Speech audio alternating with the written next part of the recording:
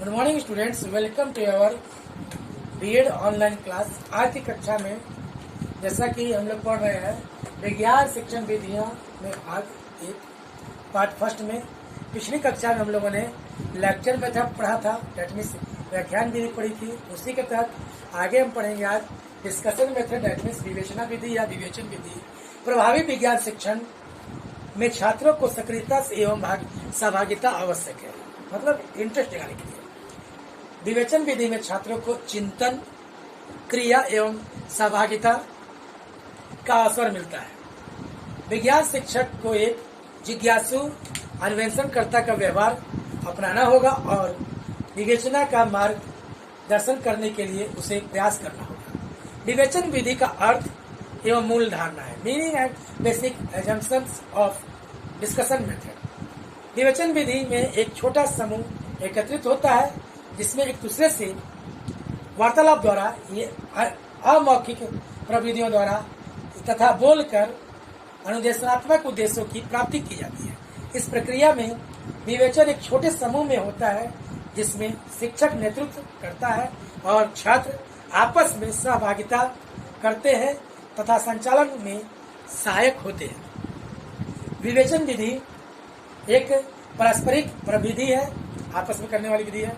विवेचन एक प्रविधि है जिसमें अपने विचारों का आदान प्रदान होता है, विवेचनात्मक चिंतन होता है, तार्किक चिंतन भी होता है जिससे किसी भी प्रकरण का बोध होता है और इसमें समस्या समाधान प्राप्त किया जाता है। विवेचन विधि में जो विचार प्रस्तुत किए जाते हैं उन पर तथ्यों तथा प्रायोगिक प्रमाण पर तार्किक रूप से निर्णय लिया जाता है। विवेचन विधि में समस्याओं का समाधान विवेचनात्मक चिंतन द्वारा समूह आधारित होती है। जब छात्र विवेचन में भाग लेता है, उसमें विवेचना चिंतन होता है, तब वह स्वयं के विचार तथा अपने सहयोगियों के विचार पर चिंतन करते हैं। ऐसे छात्र अन्वेषणकर्ता होते हैं। शिक्षक के मार्गदर्शन में छात्र निर्धारित मार्ग पर चलकर समस्या समाधान करते हैं। विवेचन विधि में कुछ विशेषताएं निम्नलिखित है। कक्षा में शिक्षक विवेचन को निर्देशित करता है। दूसरा, शिक्षक द्वारा कक्षा विवेचन की तैयारी को नियंत्रण की जाती है। तीसरा, कक्षा विवेचन में समस्या समाधान प्रविधि का प्रयोग किया जाता है। कक्षा विवेचन को नेतृत्व प्रदान करने वाला शिक्षक एक केंद्र बिंदु होता है। कक्षा विवेचन में शिक्षक विवेचन प्रारंभ करता है, आगे बढ़ाता है तथा उसका सारांश प्रस्तुत करता है जिससे छात्र को आवश्यक भागीदारी उपलब्ध कराई जाती है या उपलब्ध होती है। विवेचन की प्रक्रिया कैसा है, प्रोसीजर किस प्रकार होता है। विवेचन सतर्कता से नियोजित किए जाते हैं तथा क्रियान्वित किए जाते हैं। तो एक प्रभावशाली अनुदेशात्मक विधि है। विवेचन का नेतृत्व एक कला है।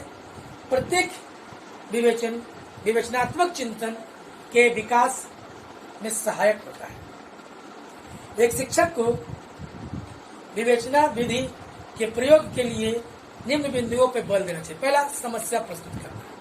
फर्स्ट ऑफ ऑल, एक शिक्षक के नाते छात्रों के सम्मुख समस्या, दैट मीन्स प्रॉब्लम का प्रस्तुत करता है। समस्या विशिष्ट भी हो सकती है और एवं स्पष्ट भाषा में होनी चाहिए। ऐसा नहीं कि कुछ भी फालतू फालतू समस्या दे दे और बच्चों को बलगराए। दूसरा, छात्रों के परिपक्वता विकास हेतु प्रोत्साहित करना। छात्रों को परिपक्वता के लिए आमंत्रित करना। उदाहरण के लिए, आपके विद्यालय में एक्वेरियम में अधिक मछली मर जा रही है। इस समस्या पर छात्रों द्वारा अनेक प्रश्न पूछे जाते हैं। एक्वेरियम का आकार क्या है, इसमें कितनी मछलियां हैं, इसका तापमान कितना था, पानी किस प्रकार का था इत्यादि। पानी साफ था कि नहीं था, पानी उनके युक्त था, उसके लायक था कि नहीं, संभावित प्रमाण ढूंढना। छात्रों को अवलोकन का अवसर दिया जाता है जिसके कारण वो लोग प्रमाण ढूंढने की कोशिश करते हैं। तीसरा, छात्रों में किस प्रकार की परिकल्पनाएं विकसित हो, किस प्रकार निष्कर्ष निकाले जाए आदि की जानकारी भी आवश्यक है। थारा एवं कोलेट के अनुसार शिक्षा विज्ञान शिक्षक में को एक मध्यस्थता के रूप में कार्य करना चाहिए एक शिक्षक विभिन्न प्रकार के कार्य करता है, जैसे विवेचन में गति बनाए रखता है, विवेचन चयनित प्रकरण पर केंद्रित रहे, ऐसा सोचता है कि जो टॉपिक दिए हैं वो सही है कि नहीं, समस्त छात्रों की सहभागिता बनाए रखता है कि बच्चे सभी पार्टिसिपेट कर पा रहे हैं कि नहीं कर पा रहे हैं, कुल छात्रों के का प्रमुख प्रभुत्व नहीं जमने देता है। ऐसा ना कि कोई अपने में ही सबसे स्पेशलिस्ट है, बाकी सबको कोई वैल्यू नहीं देता, वैसा नहीं।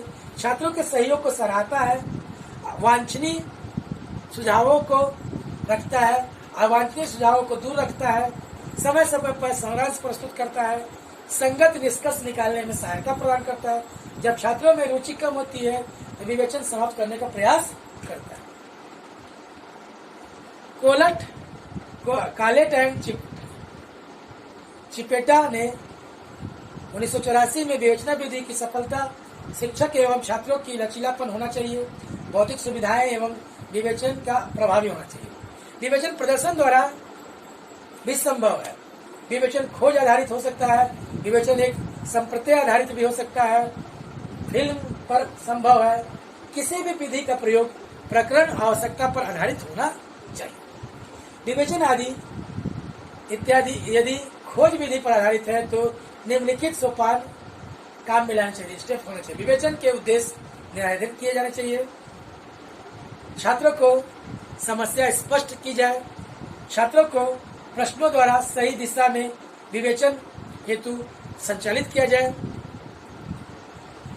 समस्त प्रक्रिया को 2 भागों में बांटा जाए, निष्कर्ष के सारांश प्रस्तुत किए जाए,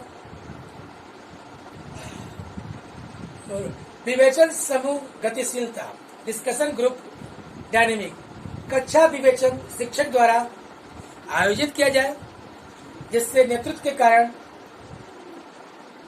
उसे प्रजातांत्रिक बनाने में सहायक है, जैसे समूह का आकार, समूह की संरचना, समूह की संबंधता, संप्रेषण पैटर्न, समूह का नेतृत्व, समूह मानक।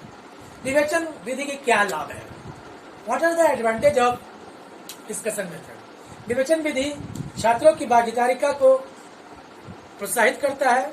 विवेचन में विज्ञान में विवेचन विधि से खोजपूर्ण प्रयोग संभव है। विवेचन छात्रों को प्रश्न पूछने के लिए प्रेरित करता है, सूचना का विश्लेषण करता है और आत्मीकरण करता है। विवेचन विधि समस्या समाधान में सहायक होता है।